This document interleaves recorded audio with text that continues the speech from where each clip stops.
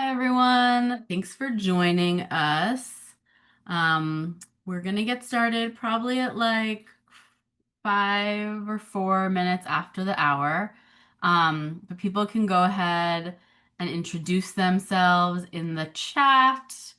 Um, if you want to put your name, the org, where you live, and one nonprofit you want to power research, because we're going to be focusing on nonprofits tonight. We might need Lauren to let everyone into the chat. Thanks for joining us.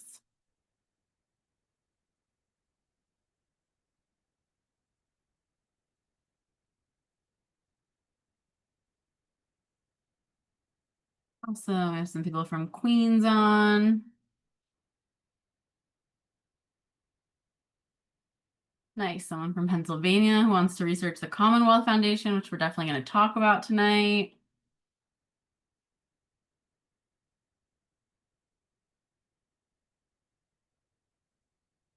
Some Oregon folks, Bay Area.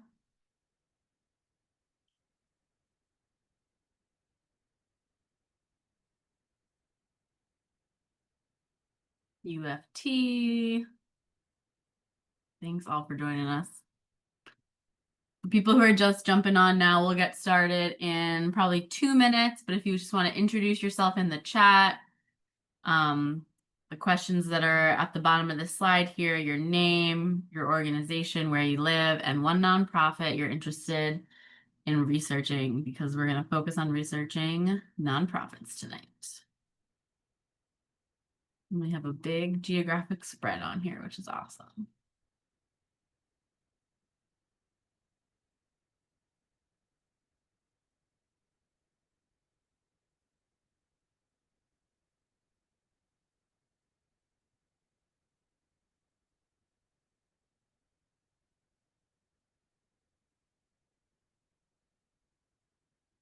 Awesome. More California people, Oregon. Great. This is a great list of nonprofits to start digging into.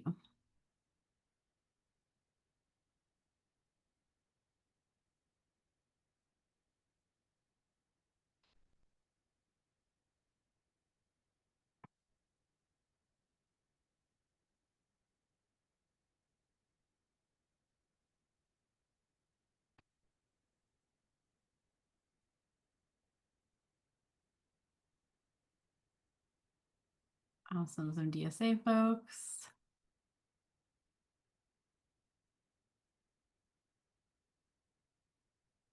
Oregon State. Awesome. Cool. I think we'll get started. More people I'm sure will trickle on, but we want to be respectful of everyone's time tonight. Thank you everyone so much for joining us for our third of 4 research tools for organizers trainings this summer. My name is Molly and I work with Little Sis, which is putting on this training tonight. We've also got Allie from the Little Sis team and Rob from the Little Sis team here that are really going to show us all of the nitty-gritty tools for researching nonprofits. And we're also joined by Trey. He's going to share a little bit about organizing that he's doing on his college campus and kind of the role that research has played in campaigns he's been working on. A couple of housekeeping things real quick before we get started. So Lauren from Little Sis is doing tech support tonight. Thank you, Lauren. If there are questions you have, put them in the Q&A box. We can use the chat. I'm going to ask people some questions over the course of the evening, kind of reflection questions. We can put that in the chat, kind of responses that people are having to information that's being shared, put that in the chat. But if you have questions that you need answered, put them in the Q&A. And Lauren and I will do our best to answer them, just because the chat can get a little wild and chaotic sometimes. A couple other things. This is being recorded tonight. We will send out the recording as well as the slide deck. So don't worry too much about, trying to write everything down. We'll make sure you guys have that. We'll actually show a QR code for the slides at the end. And as long as you registered for tonight's training tomorrow, you'll get an email with the link and the slides and everything that you need.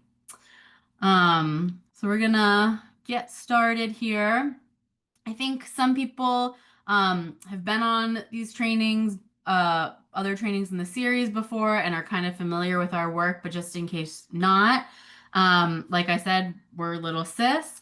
We're called Little Sis because we're like the opposite of Big Brother. So instead of Big Brother looking down on you, we're activists, organizers, journalists looking up at the corporate power structure of this country. We do a couple things. We do power research, so like watchdog style research, focused primarily on power research and power mapping, powerful people, organizations, billionaires, corporations, nonprofits, like we're going to talk about tonight, politicians. And we do that kind of in relationship with social movement groups. We also offer training, so to organizations and the general public on the ins and outs of power research to kind of build up the overall research capacity in our movements. That's what tonight is part of. And then we also oversee some pieces of tech. So we have a database called littlesys.org that is like a free open source research platform that tracks relationships between powerful people and organizations. We sometimes call it like an involuntary Facebook of the 1%. And then we also have a mapping tool called Allographer, which lets you visualize and make kind of very cool maps. I think you'll probably see a couple of those later on tonight to visualize kind of power research that can be used for sharing the research you're doing more broadly, visualizing new connections, all that kind of good stuff. So that's a little bit about us. Um, like I said, research tools for organizers is part of our kind of mandate mission to help build up research skills within social movements. Tonight is number 3 or 4 this summer. It's an annual series, it's free.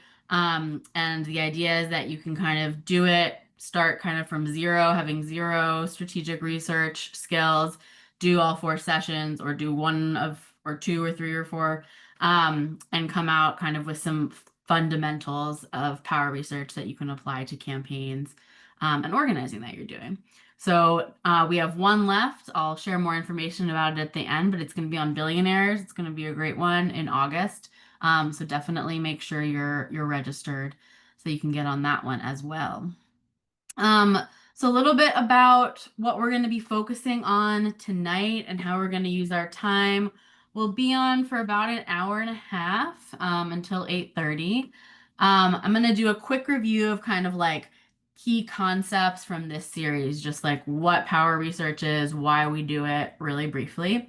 Then we're going to hear from Trey, who I mentioned, who's going to give us a little bit of a case study of strategic research in action because we want to make sure that people leave this webinar both with like practical tools on how to do the research, but also having done some thinking and brainstorming about what it looks like to really apply power research in a campaign and movement context.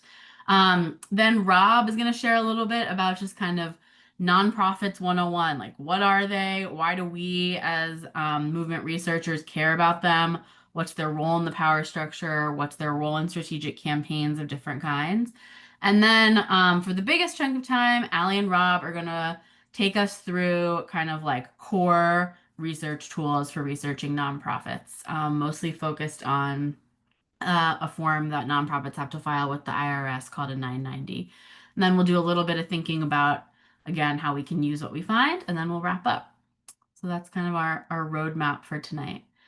Um, to start, before we jump into that, it would be great for us to learn a little bit more about who you all are and how you heard about this series. So, Lauren, if you could launch the poll, and if people can just take a few minutes, let's give like 2 minutes to answer these questions. We really appreciate it. It kind of helps us get a better sense since we're a big group, over 100 people.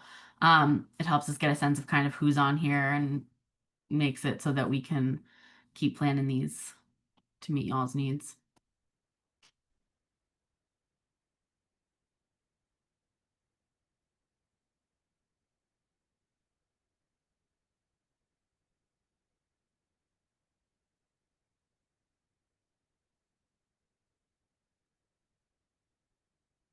I'll give people like Lauren, I can't actually see like the percentage that's finished, so you let me know when you think enough people have voted. Maybe when people enough time. Let's give it like 30 more seconds. Cool.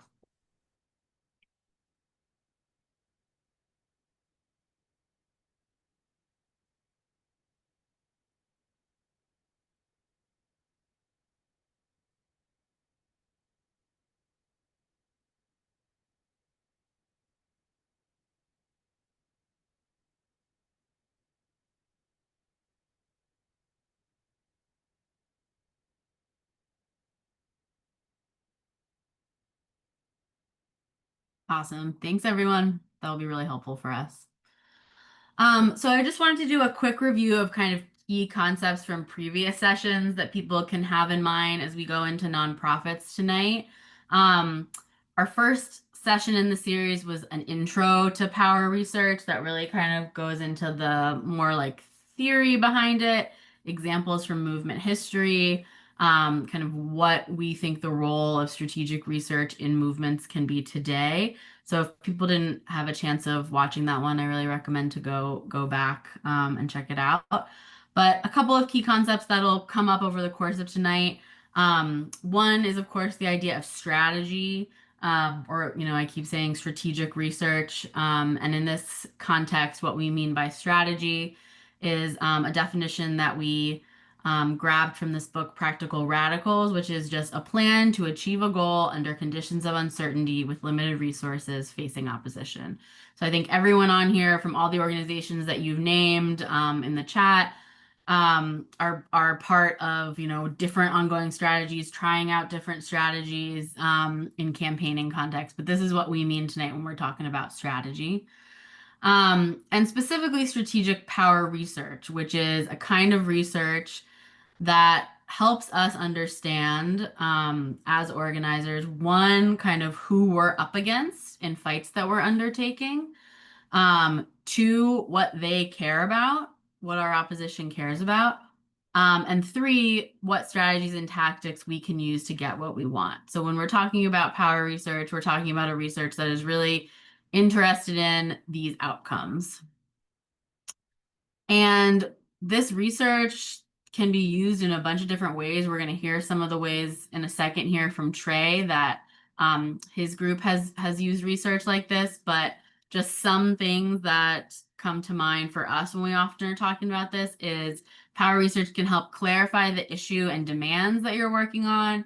It can help identify targets as well as allies and oppositions for your campaigns, can help inform creative strategies, tactics, or narrative pushes. It can help you find points of leverage, can help drive a wedge between parts of the power structure, parts of your opposition. It can also help you figure out who your allies are against common opponents for greater coordination and winning power, because the way that our economy is structured currently and our politics are structured currently, oftentimes across different struggles, we're fighting actually the same specific set of people. And we might not know that if we don't do power research to figure that out.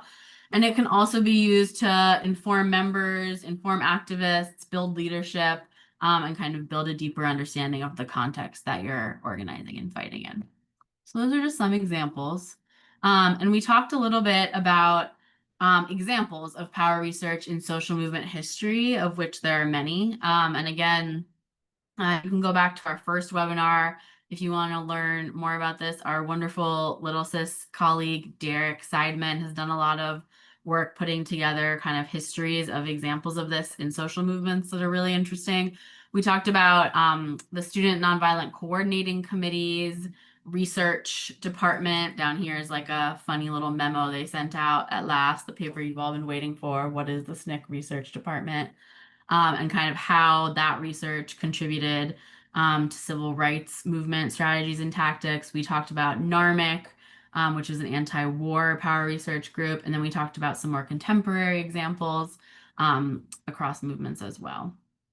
And there really are four things that we think are kind of key takeaways from these historic examples to have in mind about kind of what works with this kind of research. One is that research plays a critical role in supporting and shaping movement strategies and tactics, kind of from the beginning of a campaign to the end. Two is that really good power research educates, emboldens, and draws from the base that we're working with. So, not only is it important to kind of empower people and give information to people, but also draw information from people who know a lot about the kinds of questions we're looking into as power researchers. Three, the history of power research and movements shows the importance of creative and collaborative research processes where research and organizing intentionally go hand in hand. It's kind of all about what we're talking about tonight. And also, it's important to find creative mediums to communicate research clearly. So, again, on that first one, we talked a little bit about, we showed lots of graphics and zines and pamphlets and slideshows that movement researchers throughout the century have used to share what they find to kind of a broader, more popular audience.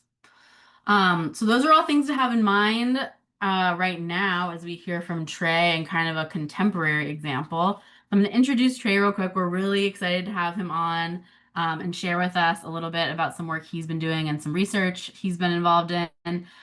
Trey is the research coordinator with the Campus Climate Network, where he researches to uncover the hidden truth behind the power systems of campuses, institutions, and corporations.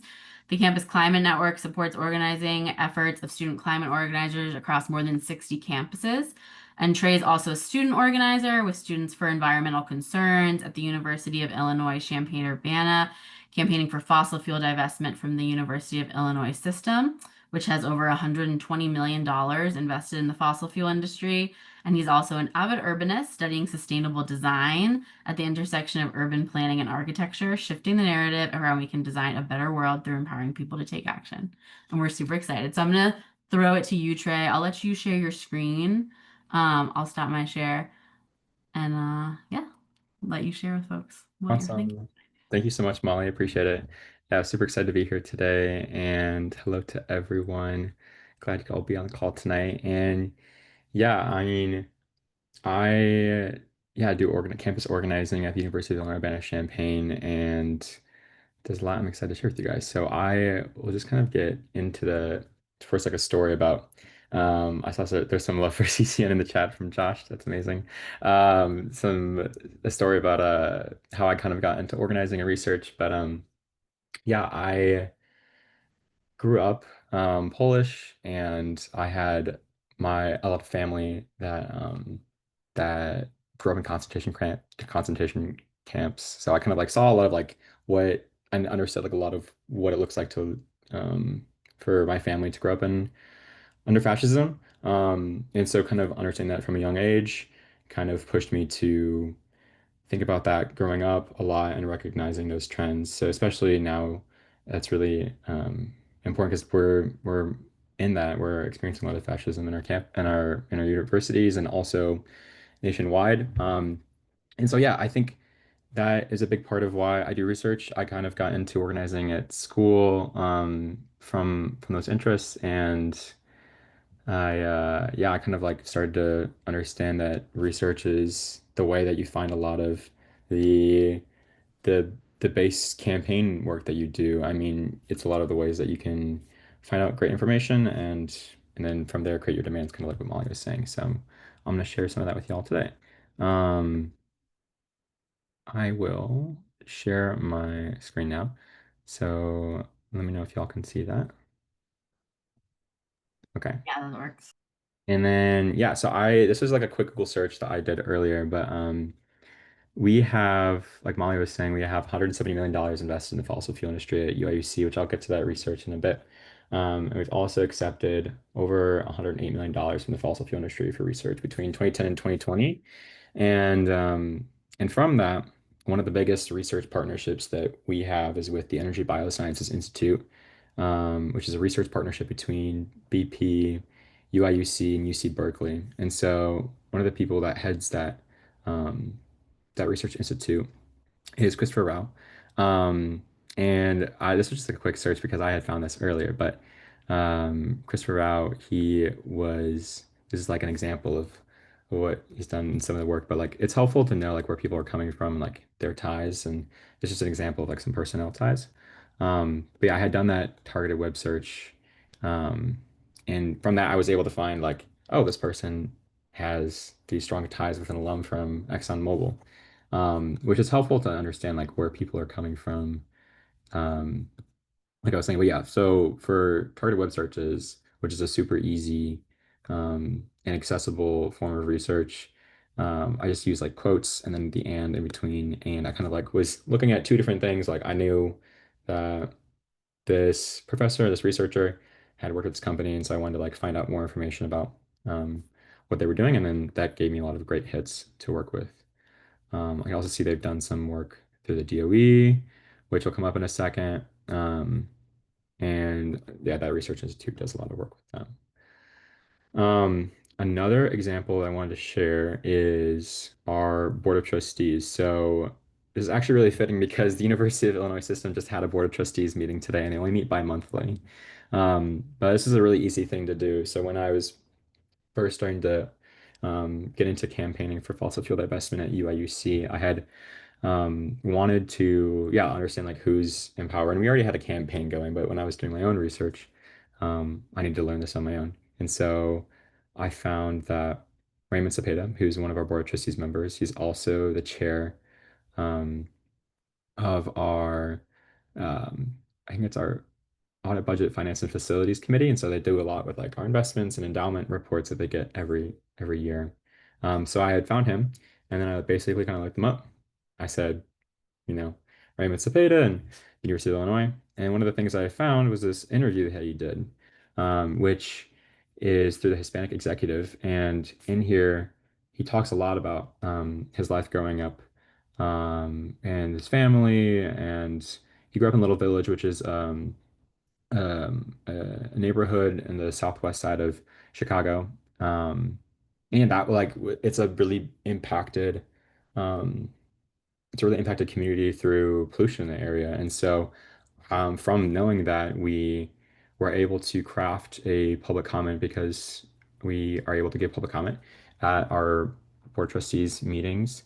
Um, and we kind of tried to play into the playing to like his past and trying to hit at some of that by having a speaker that was also affected by pollution.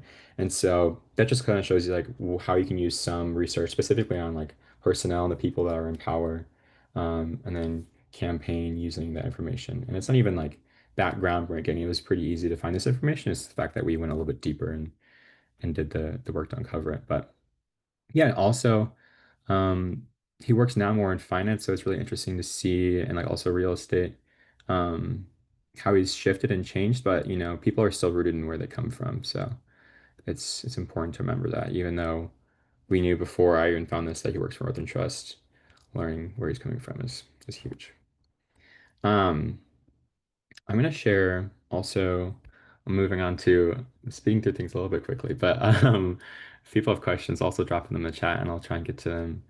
Um, Before I wrap up. But uh, I we also have a leg of our campaign that was researching our investments, and so we created a database working with another group at our school, and we developed this database called the Transparent Open Resource for Institutional Investments. So it's this really great resource that we've made using the public information that our university publishes. So most public universities have to publish their um, investment portfolio in some form or capacity.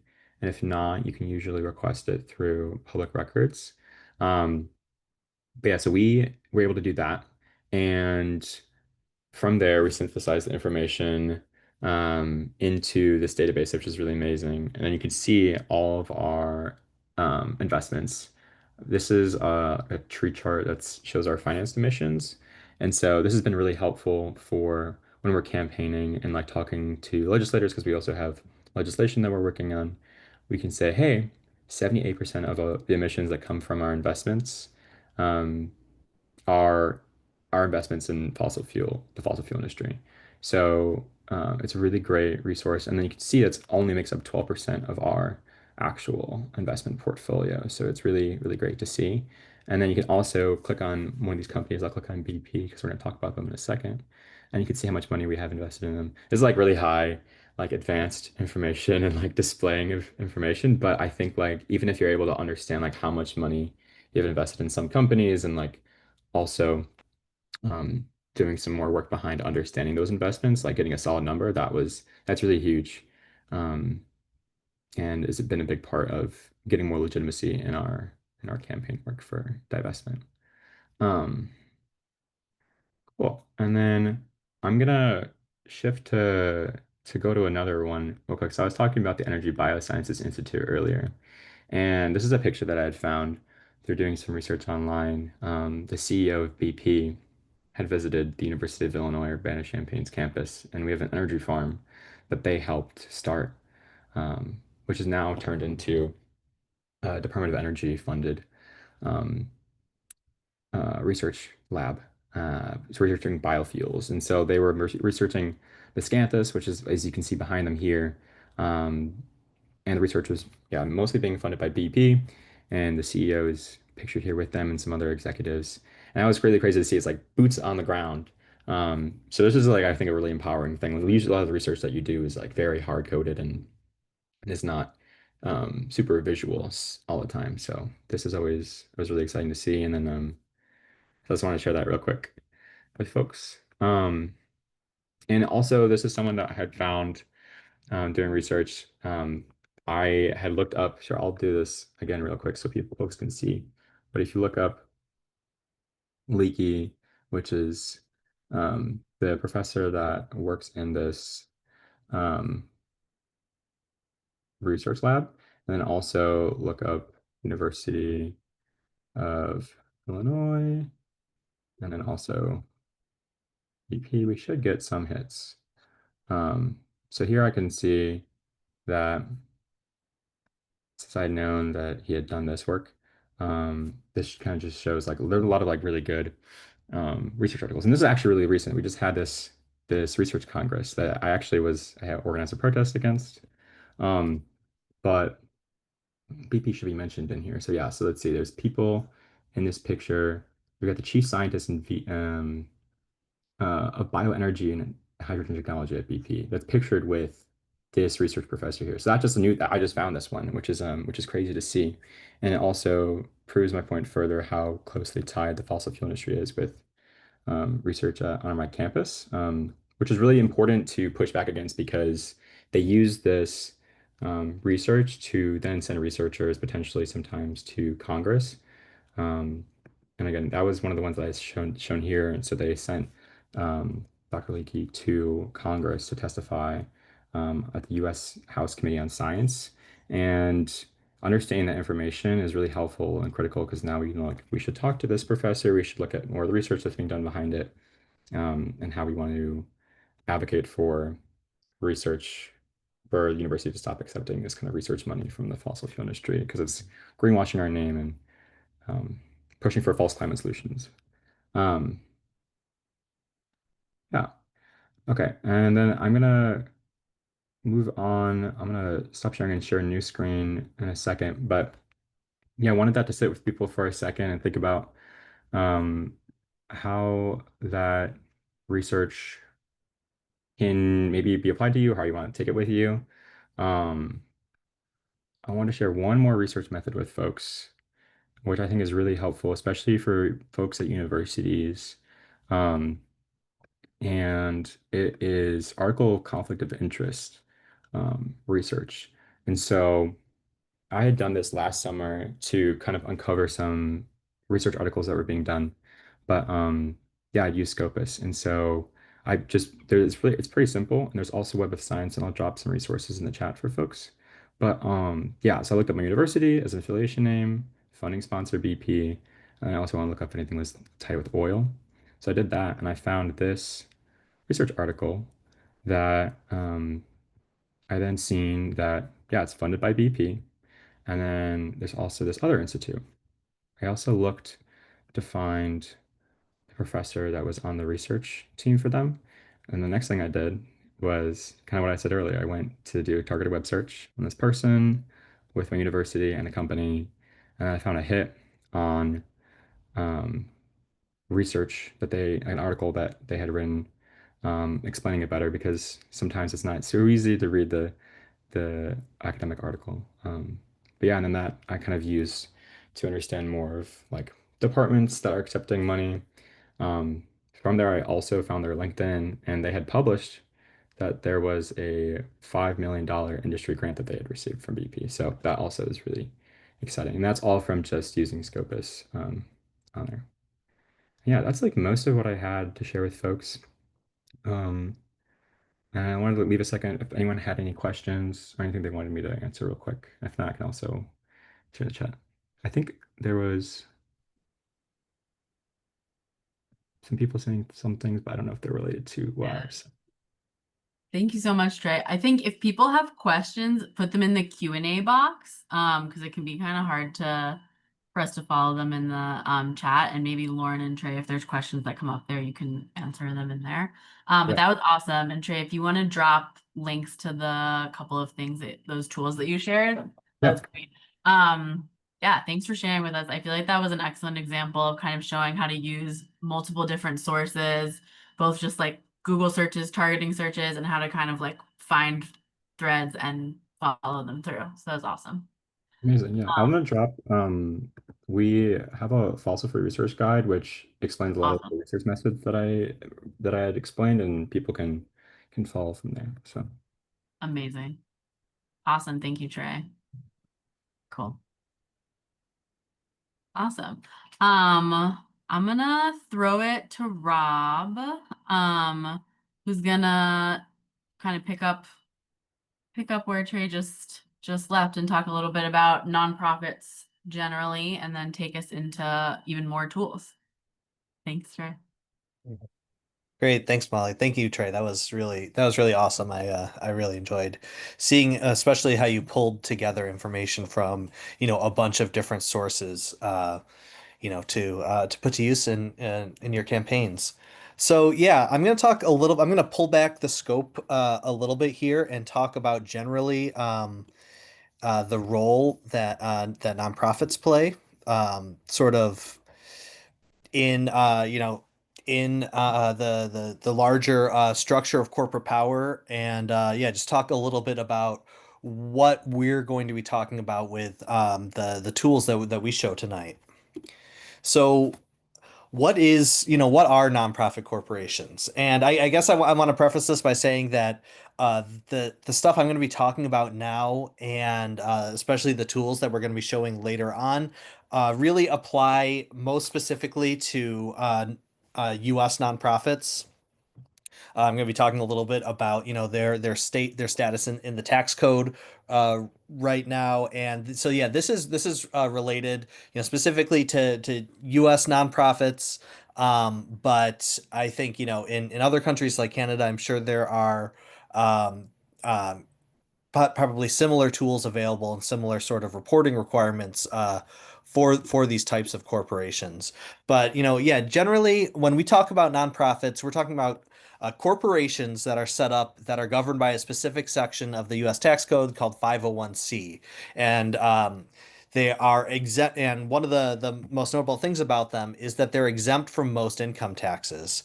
They're called nonprofits because these untaxed organizations, or organizations that don't pay, the corporate income tax anyways, any surpluses they generate cannot be distributed to any owners or any, people within the governance or administration of the organization. That's what it means for something to be a nonprofit. It's not that they don't generate surpluses, it's that those surpluses cannot be distributed to individual people, or they're not supposed to be anyways. Most nonprofits have to make their annual tax filings public, and this is via the IRS Form 990. This is And yeah, this is, a really great tool for power researchers because, as we're going to talk about, these types of corporations have a really, huge role in how resources are allocated in our society. It covers like a really broad range of organizations, frequently that intersect with, elite power politics. Nonprofits generally don't publicly disclose their donors. There's a couple exceptions to that, but that is generally the rule, which means that they can be great places to, hide money or to channel money or to obscure flows of money. For 501c3 nonprofits, they are donations to them are tax deductible, which means that when you give money to them, you can declare that that amount that you gave to a 501c3 on your taxes and subtract that out from the total income you had in the year and decrease your tax liability. 501c3s cannot participate in electoral politics.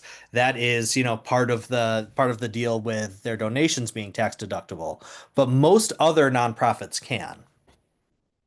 So yeah, 501c3s are definitely the most familiar types of nonprofits. These are, educational organizations, charitable organizations, scientific, literary, churches, as well as private foundations. For folks here who are joining from community organizing groups, the most likely your group is a 501c3 or 501c4. Folks from unions, your organization is a 501c5. Other types of nonprofits can include chambers of commerce and business leagues, which are organized under 501c6, social clubs, like your sort of, elite, smoking jacket institutions in major, especially I think, eastern cities, or coastal cities anyways. Those are generally organized under 501c7. There's a bunch more. I think there's actually 29 sections under 501c that, cover a broad variety of organizations. But the ones that we, as movement researchers, are going to be most interested in will tend to be the C3s, C4s, C6s, and, maybe C7s if you're really looking into, folks' social networks. So nonprofits can be churches, private universities, many large hospital systems, your sort of cultural institutions like museums, orchestras, ballet companies, think tanks like the Brookings Institution or the Heritage Foundation, personal, family, and corporate charitable foundations. When when someone sets up an organization that has a large corpus of money and distributes that, that's going to be a nonprofit.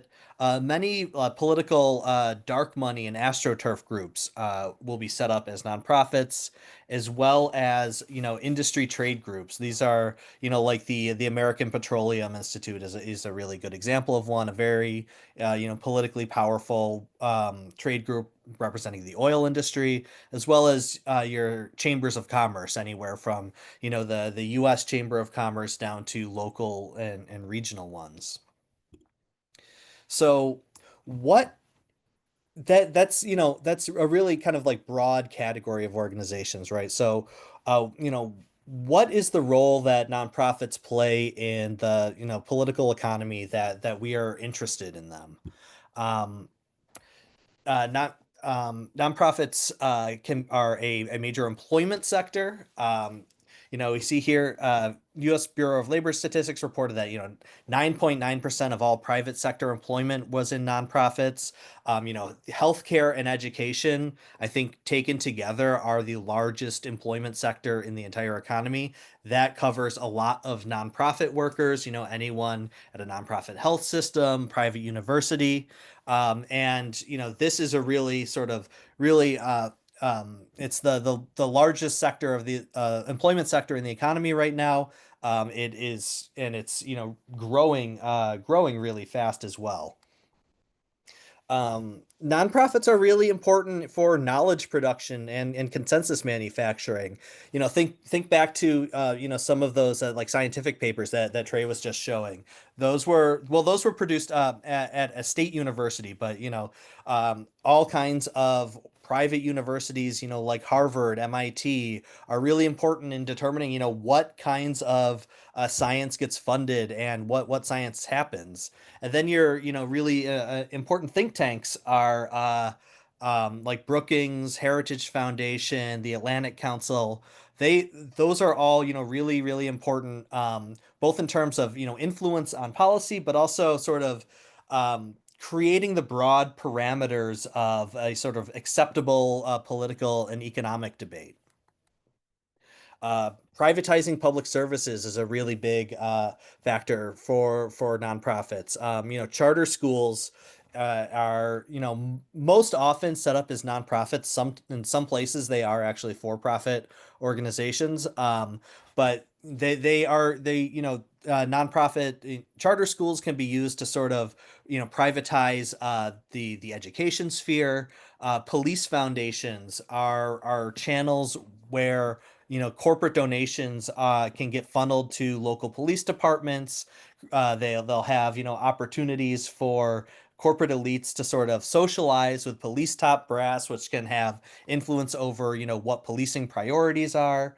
And many other social services that were previously performed by the government have now been outsourced to nonprofits, anything from social work to sort of like direct healthcare provision and things like that.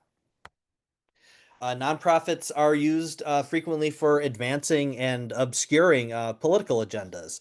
Some of the examples here, the Project 2025 was a really sort of big topic in the news as a huge policy document created by the Heritage Foundation, a think tank that doesn't disclose its donors. But other examples include like ExxonMobil through their charitable foundation making donations to universities and civic groups. And frequently, when these industrial, corporate charitable arms are making these donations, what you'll see is that the recipients of those monies sort of will sort of create goodwill for the corporation, whether it's taking their side explicitly in a policy debate or just generally sort of vouching for their beneficence. And these trade groups are really, really important in elections, and they have a lot of influence over lawmaking bodies, both at the sort of state and national level. So the example here on this slide is from the California Apartment Association that filed a lawsuit challenging efforts to re-permit rent control. Social prestige and reputation laundering. This is something we see a lot. So and here you want to be thinking about your sort of big cultural institutions, and every sort of major metropolitan area will have these things where if you look at the board of your art museums, your philharmonic orchestras, you're going to see your sort of either regional or national elites on there. And this is a place where elites can sort of socialize and network together. It can sort of put them in the room with people that have sort of a cultural cachet. They by funding museums and galleries, they can mingle with artists and great musicians. But it can also be used for reputation laundering.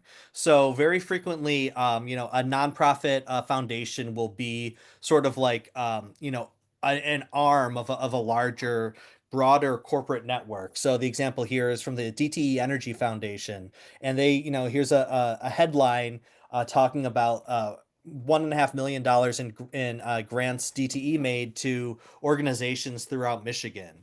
This can again buy sort of buy goodwill and kind of greenwash the reputations of or sanitize the reputations of disreputable companies or companies that are involved in bad things. Finally, tax breaks. This is, I think, the thing many people think of first when they think about nonprofits and their role in the power structure. And it's true. donations to charitable foundations, to nonprofit organizations, are tax deductible. For somebody making, a lot of money a year, they can max out those deductions and, significantly reduce their tax liability, meaning that money, ends up getting recouped somewhere else. Um, with that, oh, I'm sorry. I have a whole other thing I wanted to talk about. So yeah, and that is what are nonprofits' role in strategic campaigns? Um, and the answer to that is, like, it really depends on what your campaign is, what you're trying to do. Sometimes your campaign target may be a nonprofit itself. For example, if you are running a divestment campaign at a private university, or if you are, in a contract negotiation at a nonprofit hospital, then your campaign target is going to be the nonprofit itself. Sometimes your campaign opposition is going to be, using nonprofit entities to promote their interests and to fight you. A good example here is, the Real Estate Board of New York, which itself is a nonprofit organization. Every time they are fighting against a tenants' rights initiative, they usually will set up, an entirely new AstroTurf group, with that has an innocuous sounding name, like, homeowners for an affordable New York or something like that. And they will sort of launder their talking points through a different organization. And so here you have a nonprofit within a nonprofit. Um, the last sort of example we have here is just, yeah, a museum or cultural organization might be a secondary target. If the example we give here is the Lincoln Center, and with several weapons manufacturer CEOs on their board. If you are campaigning for peace, you may find that, and you're campaigning against the arms industry, you may find that those executives have roles at nonprofit organizations or cultural institutions that can make for, a really powerful, can make for, a really powerful demonstration of your demands. Um, so yeah, I mean, there's a lot of different roles that nonprofits can play, and they're really sort of one part of, a larger body of research that you're going to be likely needing to do as you run a campaign. Piecing things together from a variety of sources, as again, as Trey showed really well there. But tonight we're going to talk about, in all of these types of examples, the really the best tool to research these is going to be that Form 990 from the IRS. And so I'm going to stop the slide share for now, and I'm switching over. Can anyone just give me a quick confirmation that you could see my tab? All right, thank you very much. So this tool is, oh, you know what? There was a couple other slides I wanted to show before I got right into the tool. First of all, I want to say that in the slide deck, there is a cheat sheet here that has, basically some of the really key pieces of information that we think are going to be like of the most interest in researching nonprofits using 990s. I'm not going to spend a lot of time on this now because we're going to be talking through a lot of these examples here. But when we share the slides, this will be there for you to sort of reference, to quickly find the sections of the 990s that you're going to be most interested in. And so, yeah, the tool we're going to show tonight is called Nonprofit Explorer. It was put together by the 501c3 journalism outfit, ProPublica. This tool uses publicly available data. These 990s are available from the IRS. There are a couple other websites that have them, like GuideStar. We really like Nonprofit Explorer. I think they've done a great job with this tool for a few reasons. One of those is that they have a really nice summary of the data there, and they usually have these 990s digitized in such a way that you can use Control F to search through them and find relevant information, because they can get really dense, especially for really large organizations or complicated ones like hospitals. But So right here, I'm at projects.propublica.org/nonprofits. And that takes you to this search window right here where you can just type in the name of the nonprofit you're interested in. The example I'm going to be using as I talk through a few of these first items on 990s is the hospital system where I'm from, which is called Kaleida Health.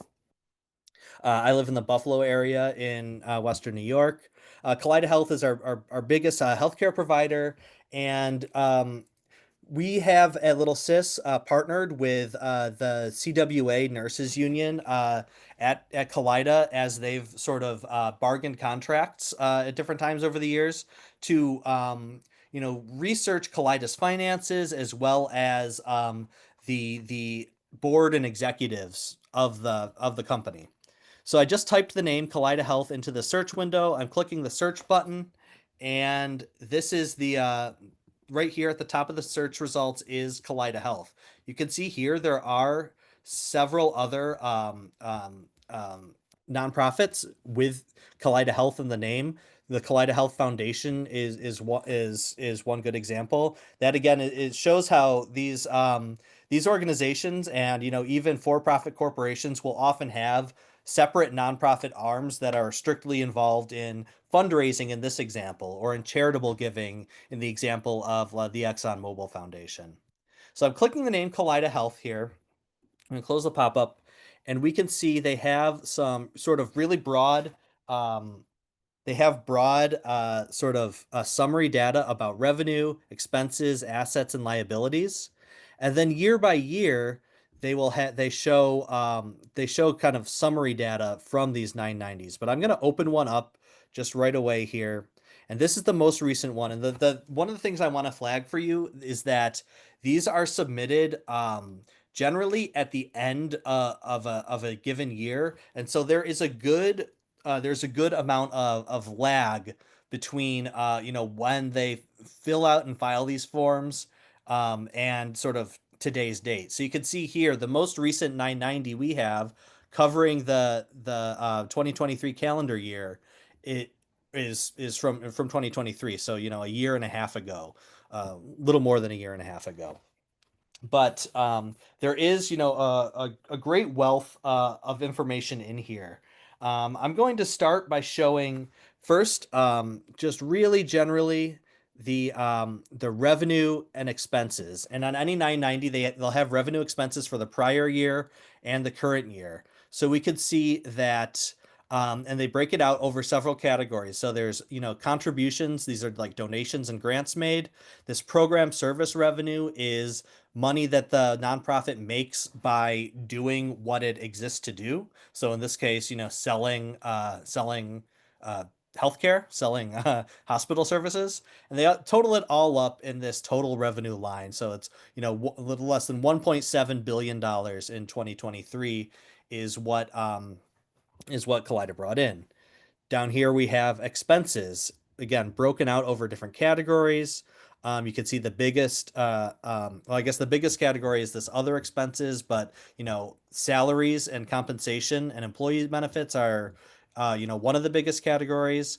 And again, the total line here has, a little less than $1.7 billion in total revenue. And at this revenue less expenses, this is the surplus they generated in any year. So it's they generated a surplus of $38.9 million in 2023.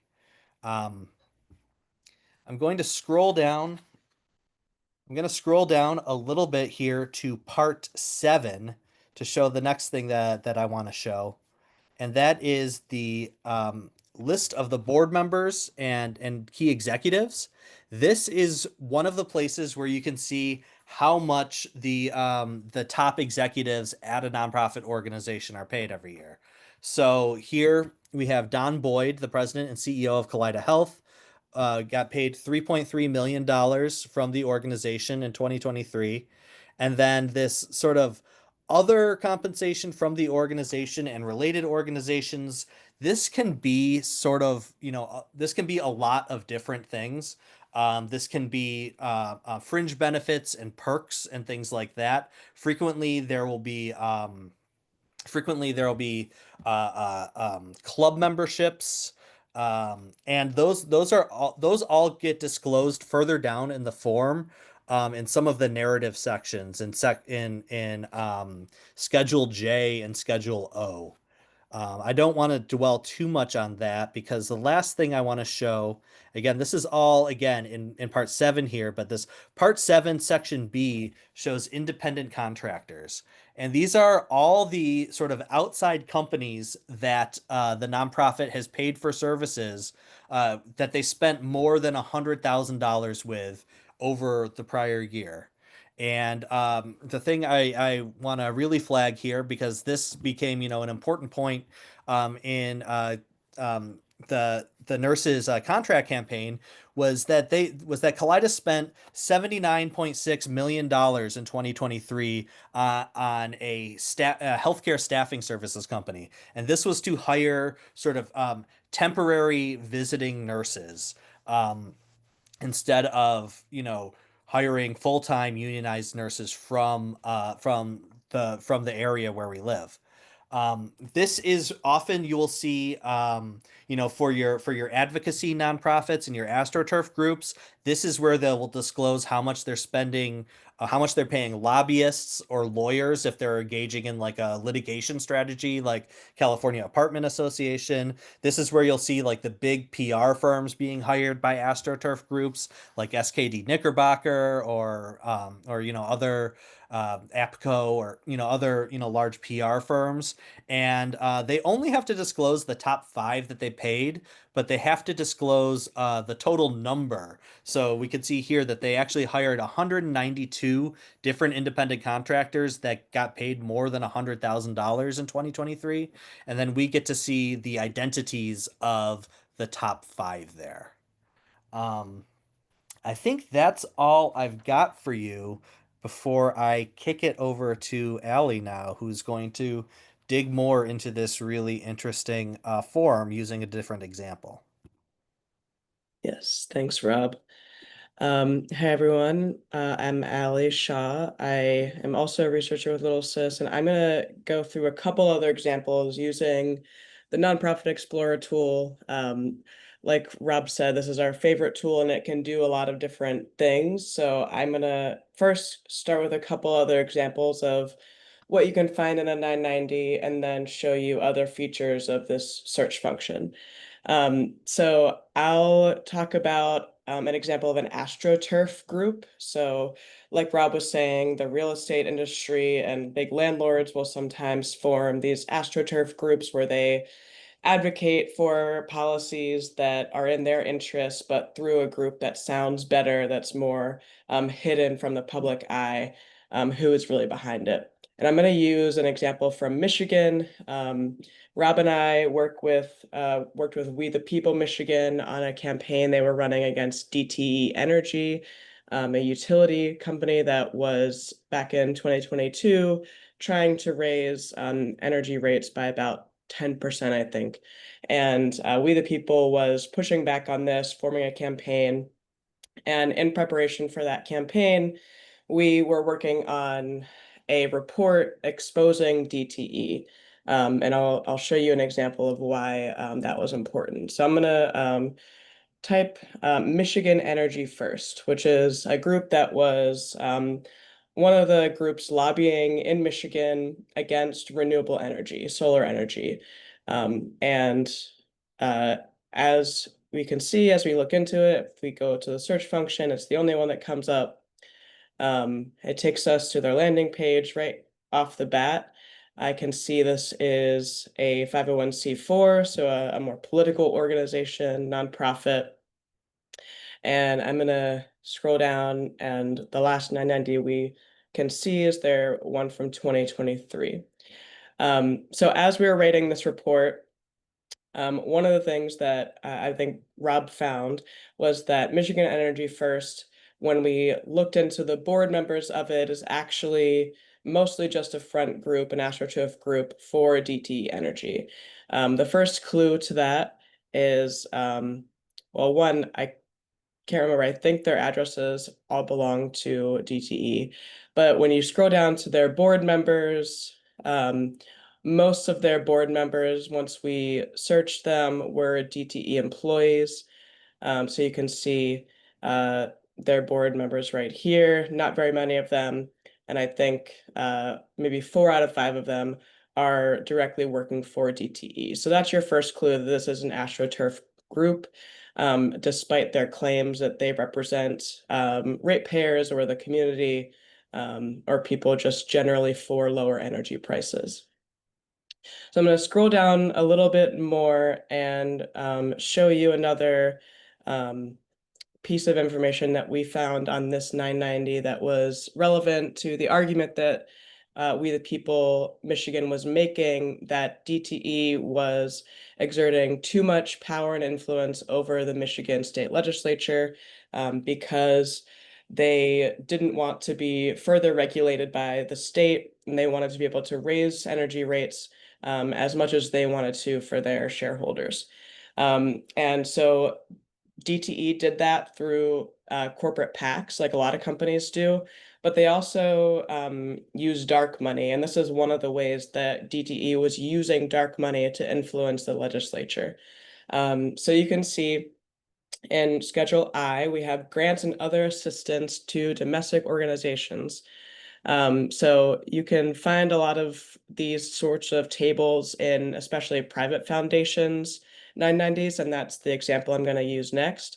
But this is interesting because this is a C4 organization. So these are political donations going to a lot of other organizations that kind of sound like other AstroTurf groups. And I'm just going to use one as an example. We went and searched Citizens for a Better Michigan. And actually what it is it's another C4 organization that is associated with the former Democratic Speaker of the House in the Michigan State Legislature. And this is just one example of many payments that DTE gave to political leadership, both in the Democratic Party and Republican Party in Michigan, to sway, and influence them when it came to policies that DTE was invested in. So this is one payment that went to the former Democratic speaker. We talked about in our report the payments that went to the former Republican Speaker of the House. And these are all going to elected officials in Michigan while they're voting on, whether or not Michigan should be investing in renewable energy and other policies that relate to Michigan. So this is one example of dark money that isn't reported in campaign finance reports, but is something you can find on a 990 for a C4 organization or AstroTurf group. And then one other thing I wanted to find, you have to scroll a lot on 990s, but that's okay. I like to always search for this part, which is identification of related tax-exempt organizations. So a lot of nonprofits or C4 groups, I think even on, our side, our movements create a lot of different organizations that serve different purposes. And this is where you can find a list of those related organizations. So this is another AstroTurf group, Clean and Sustainable Energy Fund, which sounds great. It sounds like they are for clean and sustainable energy sources, when in fact you can see on the right here that they are actually controlled by Michigan Energy First. You can see that name under direct controlling entity. They do a similar thing. They advocate against renewable energy, not just in Michigan, but actually in other states as well. So if you see this name come up, you don't think much about it. It sounds like a great group, but doing more research into it on a tool like Nonprofit Explorer can show you that it's actually controlled by DTE and serves their interests. So I'm going to go back to the landing page and search an example that can show us what a 990 for a private foundation looks like. And I live in Pittsburgh, so I'm going to use a local example. I don't know if people have heard of the Mellon family before. You might have because Timothy Mellon, one of the Mellon billionaires, was one of Trump's largest donors in the last election. And the Mellon family, founders of BNY Mellon, the bank, and hugely influential in the oil and steel industry back in Pittsburgh's heyday. One of the richest families in the world still, and have a lot of different foundations, all based in Pittsburgh.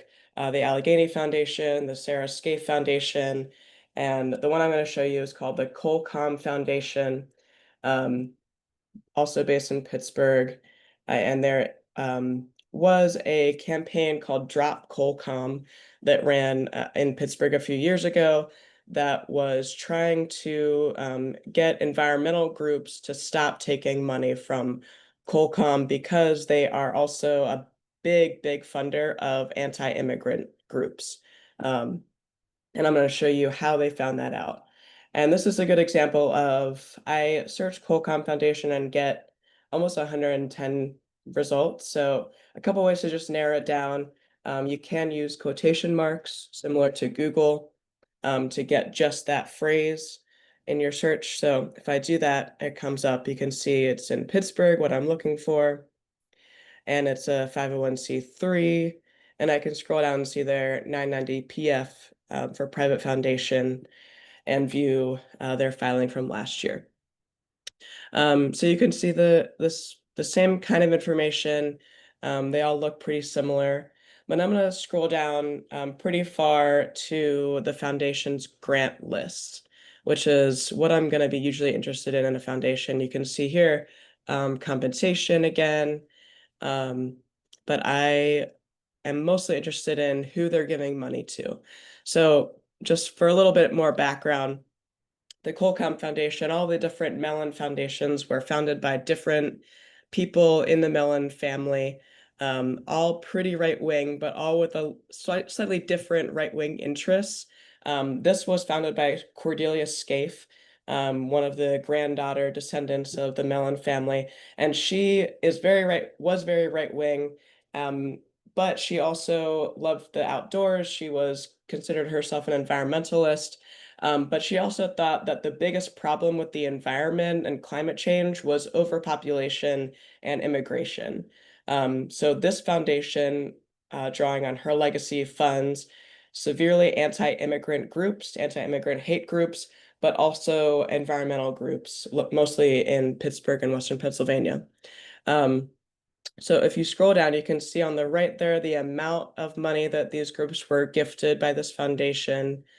And you can see right off the bat, a lot of these are relatively small grants, but the big grant here, almost $2 million for general support, goes to the Center for Immigration Studies, which is an anti-immigration group. And one thing I like to do if I'm looking for something specific or a specific issue or state where a grantee might be, I am going to just search in the document and search for immigration. And you can see a couple different groups that Colcom has donated to that are going to these anti-immigrant groups. And, it can be a little jarring to look at this one in particular because you can see on one hand them going to these anti-immigrant hate groups, but on the other hand, paying for a bird viewing pavilion at the Conemaugh Valley Conservancy. So this was an example of a campaign that was trying to get their allies, these environmental groups, to publicly refuse to take Colcom money because they were also supporting these terrible anti-immigrant groups, like the Fair Shake Legal Services, for example, is a group that supports all environmental groups in Pittsburgh, and they were successful in getting some environmental groups and some other groups to refuse this money publicly, and the reputation of Colcom definitely was raised in the public consciousness in Pittsburgh and is something that a lot of people still think about whenever you're going to a public event or just when communicating with a an ally nonprofit group. So now I'm going to use another example to kind of show the different ways that we can use the Nonprofit Explorer tool. So again, I'm going to use a Pennsylvania-based example. We have a campaign here called the All Eyes on Yas campaign, which is focused on billionaire and Wall Street trader Jeffrey Yas. He lives outside of Philadelphia. He's the richest man in Pennsylvania. He's worth about $60 billion. He made a lot of his money because he was an early investor in TikTok. And he is the biggest political spender in Pennsylvania by far, one of the biggest donors, right-wing donors in the country. And I do a lot of research on him and trying to map out his network of groups and allies in Pennsylvania. His number one issue is that he wants to privatize public education. And he does that a lot through philanthropy and working with nonprofit groups. So one way that you can research an individual, a billionaire on a tool like this is instead of searching for nonprofits, you can go to the left here and search people instead. And I'm going to just search his name, Jeff Yass. And it's going to bring up every time that his name was mentioned in a filing that's in the Nonprofit Explorer database. So mostly 990 filings.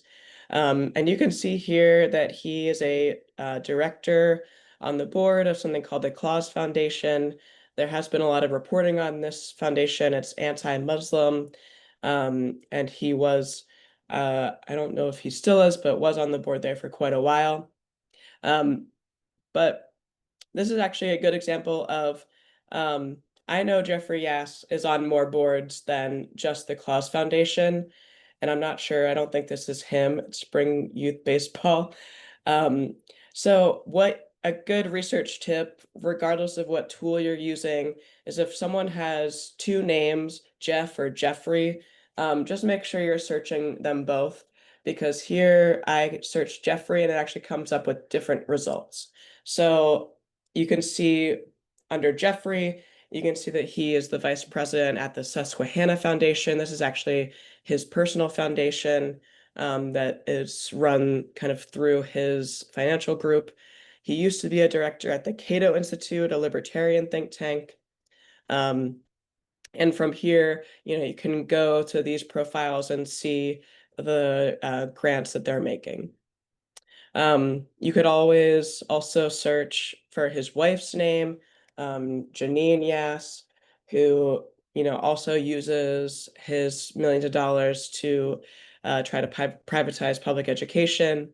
And you can see that she's also on the board of some of these school privatization groups. So I'm going to go back and give another example of what we might use this tool for. So instead of people or nonprofits, I'm going to go to filing text. So this is a good way if you know of a nonprofit that you're trying to research and you're trying to figure out who is funding them. The nonprofit doesn't have to list funders on their 990, but what you can do is you can search the name of that nonprofit in the filing text search and see what Foundation 990s come up. So Jeffrey Yass uses a group called the Commonwealth Foundation in Pennsylvania to kind of further his public policy agenda.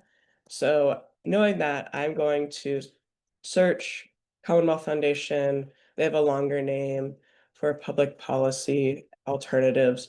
So I'm going to search that in quotes because I want to find that whole phrase, the whole name. And I'm going to search. And I get quite a few results. And one thing you can do to just narrow them down is I like to just make sure I'm searching for recent results because I'm not that interested in old results. So I'm going to click on the right here, just results from 2024, 2023, and 2021. You can also sort by state. I'm not going to do that for right now. And you can see a bunch of times that the Commonwealth Foundation was mentioned in other 990s. So this is a good example. This Brooke J. Lenfest Foundation was created by another very wealthy business family in Philadelphia. So you can see the Lenfest Foundation, 990 mentions the Commonwealth Foundation in their 990. So I'm gonna go to theirs and just search in the document for Commonwealth. And there you can see under their grants that they had given Commonwealth $125,000 back in 2020. So you could do this and search for quite a while for groups that have funded the nonprofit that you're interested in. So I'm going to go back one more time. Just another note on searching in filing text. You can use this not just for names of other nonprofits, but you can search addresses in quotes. Sometimes nonprofits go by different names, or there's just a bunch of nonprofits registered at one address. So you can search the address in quotes and see if you can find funders that way or other associates that way. You can search if you're searching for investments for a university and you want to know what other universities are invested in that fund, you can search the name of a fund. Lots of different things that you can search for that are really helpful.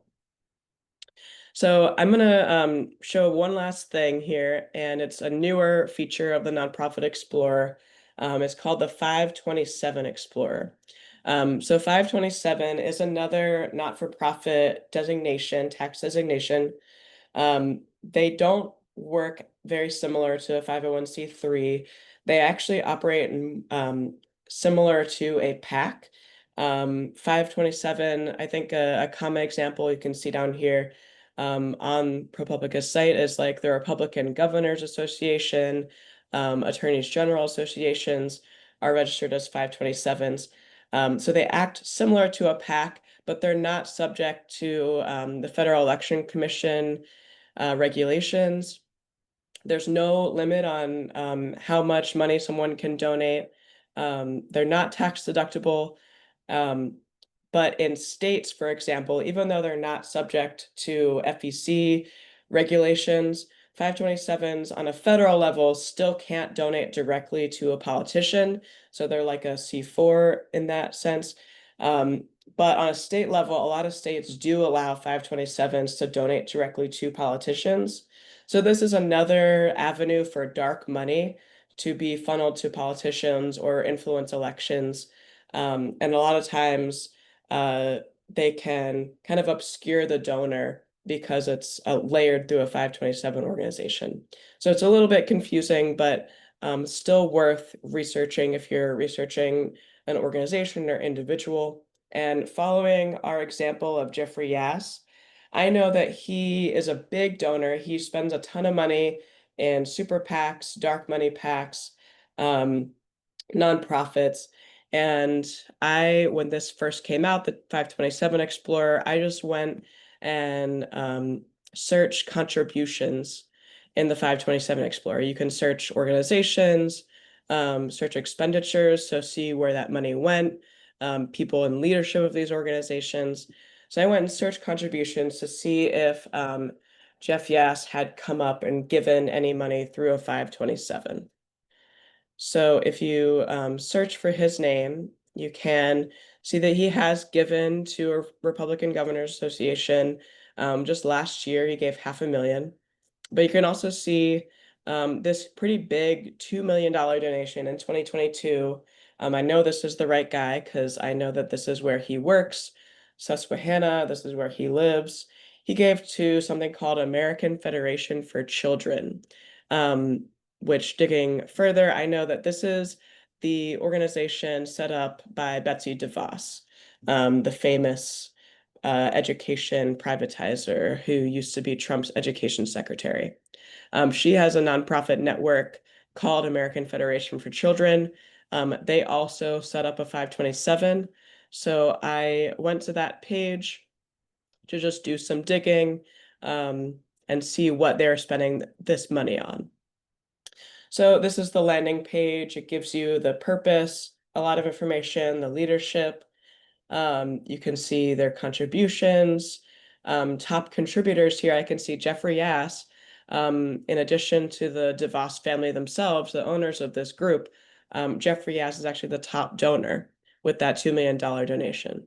So if you scroll down, you can see all their contributions. You can sort by date, you can sort by amount, and I can see Jeff Yass at the top here. And then you can also look at, okay, Yass has given this money to this school privatization group. Where is that money going? So if you go to expenditures in that tab, you can see that it has, been spread pretty wide throughout the US. And despite a lot of them being registered in the DC area, you can see the names kind of give away where all this money is going to. Arkansas, Indiana, this is Arizona, Georgia, and you can again sort by the amount to just see, where the biggest chunks of this money is going. Ohio, Nebraska. So this was actually a big find because Jeff Yass and Betsy DeVos started working together to start launching these education privatization campaigns in a bunch of states around the US. And were pretty successful actually in passing school voucher bills in state legislatures all around the US. All right, so that is going to be it for our demo of the Nonprofit Explorer. But before we wrap up, I just wanted to give a couple other examples of how we might use what we find in a 990 or researching nonprofits. These are all, real examples that have actually been, research was used in a real campaign. But for example, like the example that Rob showed with Kaleida Health, if you are a worker employed by a hospital and you're fighting for higher wages, maybe you go on strike and you get some press coming to your strike and they want to interview workers and say like, why do you think you deserve higher pay? And you have already done research to say, I looked at the 990s from the past 5 years and it showed that executives actually got a 50% pay increase in the last 5 years, and workers have only gotten a 5% pay increase. And it's only fair that workers get a similar pay increase to the executives because we're the ones putting in and being productive for this hospital. So it can kind of bolster your argument during negotiations. It can bolster your argument to the press as to why you deserve a higher wage. If you are running, an environmental campaign, and like the DTE example, you see an opponent at a public hearing or just on social media opposing your argument, your campaign, research that group. Go to Nonprofit Explorer, see if they're a nonprofit, and see if they're an AstroTurf group. And if they are, next time you see them or on social media or in your communications at a press conference, expose them as an AstroTurf group, that while they claim to be advocating for average people or workers or ratepayers, taxpayers, renters, they're actually working on behalf of a corporation. In meetings with legislators, say, hey, you might have heard this person, this lobbyist from this group. Did you know that they're actually being paid by the company themselves? And kind of discredit what that group has to say by exposing that they are actually just a mouthpiece for this company or an industry and don't have the interests of, real people in mind. If you're researching a university and you want to put pressure on the trustees to maybe bring them to the table to negotiate in your divestment campaign, researching university trustees and maybe searching their name in the Nonprofit Explorer to see if they're on the boards of any nonprofits.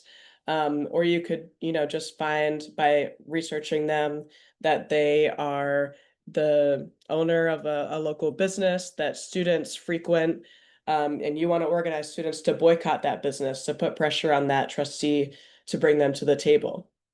These are all ways that you can use that research. Of course, there are very simple ways that you can use 990 research to bolster a campaign. Just finding decision makers by researching the board and executives lists on 990s. You can find new allies. For example, this last example, along the lines of the Colcom example, if you are researching a billionaire who, you're running maybe an environmental campaign, this is a billionaire that has gained a lot of money from the fossil fuel industry, and you're researching his private foundation, and you find that actually he donates to anti-immigrant groups as well. You might want to reach out to anti-immigrant or to pro-immigrant groups, immigrant advocates, and say, hey, would you want to join this campaign and taking on this billionaire who is also, fighting against your interests as well. So it can be a way to kind of expand your coalition because, like Molly said in the beginning, billionaires and corporations have such a huge impact on so many of the issues that we care about. It's usually, a tool that we can use to expand our reach and coalition. And of course, the most basic way you can use research is to educate your base. Turn what you find into a quick popular education training or social media post or an opportunity to develop leaders in your organization by, giving them and empowering them with information that they can use to better advocate for themselves. And I think with that, I am going to turn it back over to Molly. And Molly, I'll let you share your screen. Thanks, Allie. Thank you, Allie and Rob, for all of that. Those wonderful tools.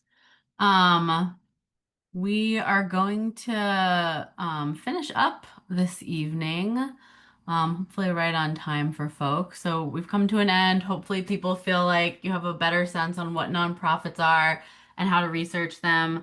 Maybe have some ideas of what you can take back to where you live and to your campaigns that you're working on from tonight's training.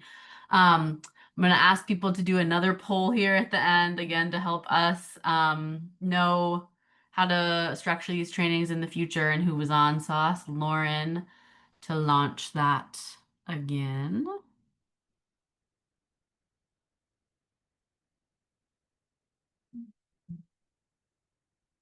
Awesome. Thanks, Lauren. And we'll give people a couple minutes to do it. Lauren, just shout out when it looks like people are finished.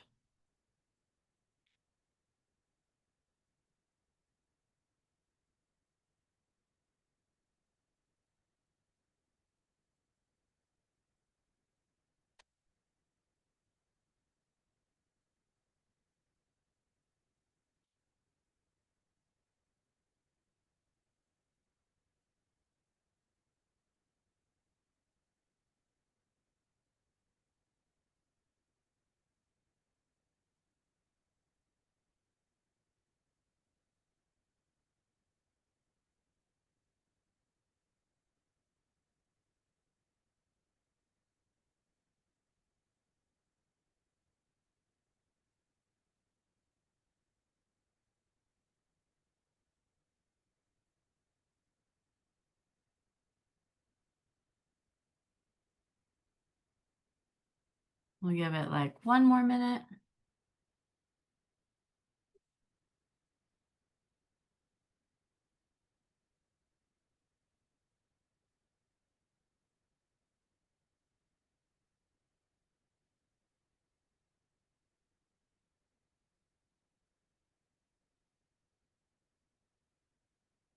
Okay, cool. I think we are good. Awesome. And so, as I mentioned at the beginning, we have our last training of the series next month. It's going to be on August 14th, same time as tonight, 7 Eastern. And this one's going to focus on billionaires and how to research billionaires. And a lot of the tools that we're going to talk about are also applicable to kind of other executives or powerful individuals, even politicians to some extent. So if you're interested in figuring out how to power map billionaires and other powerful people, definitely join us for this one. Registration link is below. We have lots of other resources for doing this kind of research at Little Sis. We have a toolkit that's called mapthepower.net, where there's a lot of resources to help you get started on research, how to figure out how to do it with other people in the context of campaigns. So definitely check that out. You can scan this QR code right now and you'll get the slide deck. We will also make sure to include a link to the slide deck in an email that we send out either tomorrow or early next week. And a recording will be up on our YouTube page as well as on mapthepower.net. And then the other thing, we do these trainings for free. We really want to be able to continue giving them. So if you feel like you want to donate to Little Sis, we'd very much appreciate it. You can go to littlesis.org/donate and throw us some money there. And last but not least, you can keep in touch with us. Here's our email addresses. We're always glad to kind of talk through research processes with people, share information that we found in our research at Little Sis. And here's our social media. And if you're not already, definitely sign up for our newsletter at littlesis.org /newsletter. We send out kind of like our kind of quick and dirty best power research pieces every month, as well as other movement news. And I think we're done for tonight. Thank you all so much for joining us. Thank you to Rob. Thank you to Allie. Thank you to Trey so much. And Lauren on the tech for keeping everything running smoothly. Thanks, And we'll everyone. see everyone in August for Billionaires. Bye.